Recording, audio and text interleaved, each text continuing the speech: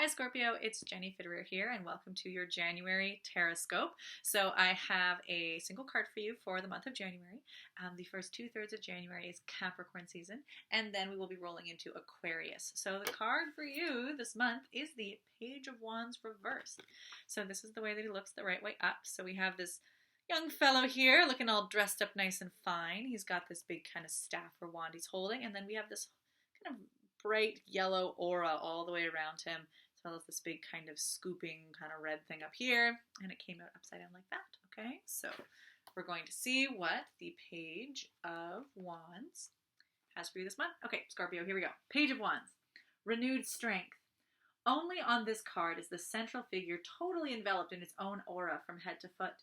This has a double meaning. The Page of Wands is totally immersed in his own concerns. He surrenders to his flame and his passion unconditionally and is always full of enthusiasm.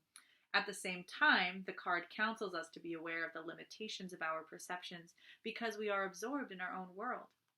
The snake-like or butterfly-like drawings around the central figure alert us to our much greater potential. Our zest for action and desire to develop urge us on to reach beyond our own boundaries now. In relation to our motivational forces, wands, fire, energy, the scope of our actual experience is relatively small. This is a danger, but also an opportunity. Beware of naive inactivity as well as effusive zeal. We once entered this life full of the will to survive, to grow, and to express ourselves. We can harness this zeal now to explore the world thoroughly, greeting each success or failure as a new experience.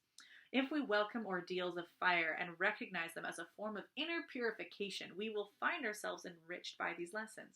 Our ability always to go beyond ourselves gives us renewed strength and replenishes our youthful vitality. Practical advice. Learn to understand energies that are larger than you. Beware of narrow-mindedness. Hold on to that which makes your heart sing and your spirit soar. Okay, Scorpio. So this one's an interesting card because it's really kind of showing that like you are pretty wrapped up in your particular concerns, your own dreams, your own values, your own ego, your own kind of wants or fears, whatever it is, that you're pretty well enveloped in them. And it's really neutral because it has so much excellent potential for you to be aware of yourself and to really be giving into yourself because you're focused on yourself and you're not distracted by other things. It's a really great time to be able to dive into that sort of self-knowledge, self-care because you're kind of wrapped up in it. Downside can be is that you can maybe forget that other people exist, forget that other people have their own concerns, or maybe think that, because you're very focused on your own needs or desires or joys that everybody else should be, and can kind of get a little burned like, oh, why does this person not care about what I care about right now? So it's quite neutral. It's you kind of get to take that and direct it how you want to. It also has this page quality. So page in tarot is like the student. He's the youth. He's young. He's excited. He's exuberant. He doesn't really know a lot yet, which is also neutral. It's the double-edged sword of you don't really know a lot, so you're not necessarily that effective. You're not doing like high-end tasks, really things that require a lot of mastery. You're not there yet, but you also have enthusiasm. You don't have bad habits. You have a lot of energy and zest to be able to learn afresh. And with that beginner's mind, where the master might have mastery but can be often quite jaded and pigeonholed and focused into doing it the way they believe it should be because that's what's been effective for them, whereas the page doesn't really have any sort of preconceived ideas of how things should be. So that is a really great opportunity.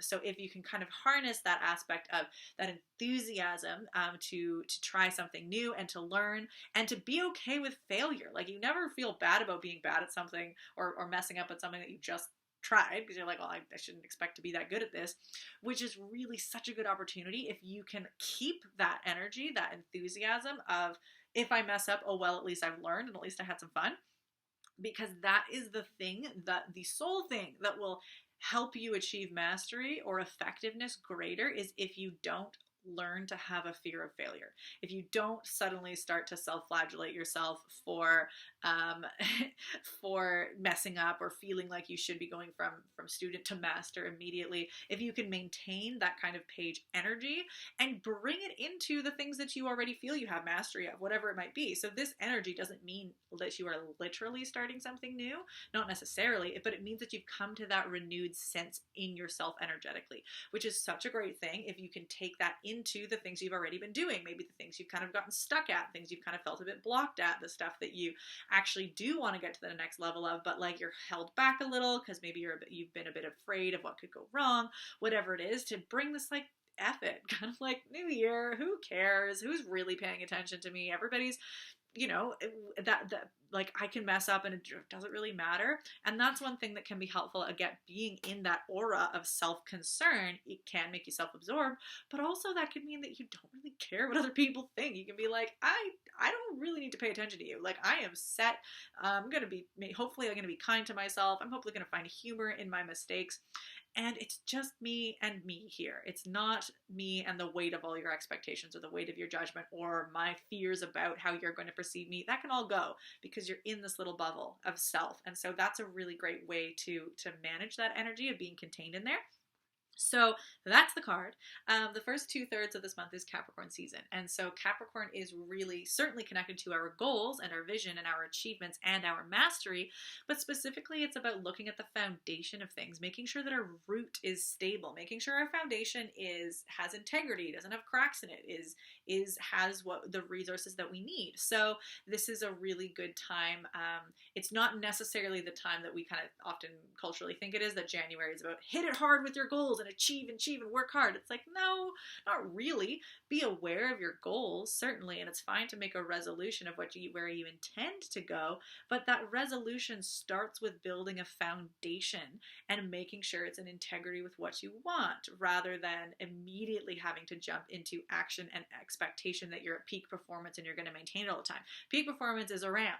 You're going to start with foundation, start with that page beginner mindset as well, be a little bit awkward, and then as you improve, you will slowly start to see the fruits of your labor eventually. We kind of do it the wrong way a lot of the time, where we think, hit it hard, hit maximum energy, maximum potential right away, and now somehow go from there. Like, no, there's a reason we tend to dive down that way. You can't start high and expect to finish high at the same time without burning out. So that's sort of the this first 2/3 of the month is that Capricorn season is really thinking about that foundation. And then we get into Aquarius season towards the end of the month. And Aquarius is, so there's a couple different archetypes to Aquarius. It certainly has the element of the rebel and the innovator of wanting to do something different. So if everybody else is doing it one way, I'm going to go do the other way. That can be, again, that's a neutral thing. You can be a rebel without a cause. You can be the rebel, which is just, I have to be different. I'm afraid of fitting in. So even if what everybody's doing is really good and helpful, I'm just going to kind of blow it up so I can go do something different just to be different. That can have negative consequences. It can also be super positive, which is, yeah, everybody's kind of stuck doing the same thing. There's nothing really new here under the sun. Maybe actually a lot of really bad patterns. I'm going to take a risk, go somewhere else, do something new, maybe risk some rejection, and go for it anyway. And that is also a great way in which you can bring in that kind of enveloped in your own energy thing, which is, again, you don't necessarily have to care what other people think all the time. You certainly care about them in terms of how things affect them. Care about other people. Do please care about other people. Aquarius season, sometimes Aquarius can get that sort of thing of being really aloof and not really caring about others or feeling that way. It's that you don't have to be weighed down by their expectations on you, that you still have that ultimate autonomy, that you get to make choices according to how you desire, and then people will have reactions according, and they're allowed their reactions to your choices, but that doesn't have to be a cage on you. So maintaining that kind of in the aura, new energy, the page energy goes actually nicely with Aquarius in terms of Aquarius is going into the beyond, going somewhere new. And so if they can bring their kind of student learning energy with them, where it's like, I'm in some new place, I'm okay to fail too. Like I can jump out, and if I kind of trip on my feet, that's fine. That doesn't mean it wasn't a good thing to go out here in the first place. So that's, all of that's pretty like theoretical.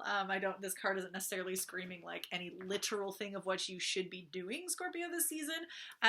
This is, you're just going to play with these themes and see how that manifests itself in your life. The one thing that I will always share with you for Aquarius, or sorry, for you Scorpio, is that one of the energies that you as an archetype tend to work with is that that power and intensity of fear and desire. That you often can live on the extreme, in the extremes of intense emotion, that a lot of people don't necessarily touch that extreme. But what that often looks like is you being very aware of how we move in those between the motivators of running from what we fear and running towards that which we desire. And so if you can harness that in a very positive way to be building that foundation towards which you desire, and to understand that our fears can often be really well based, and they're saying, I don't want to be stuck here. I actually am afraid of being stuck and stagnant. I really want to go beyond. That you can use those energies, the push and the pull of the fear and desire really, really well, as long as you're not overwhelmed by them or reactive to them. So you can play with that, how that shows up for you. If you want any additional support, the Capricorn season Pay What You Can forecast is up and available on the workshop. There's a few retrogrades that are still going on that would be relevant for you to check out for a little bit of added info. And I appreciate all donations. They certainly help me keep this running. So that's what's up for you, January. That's what's up for you this January, Scorpio. So best of luck, and I will see you next month.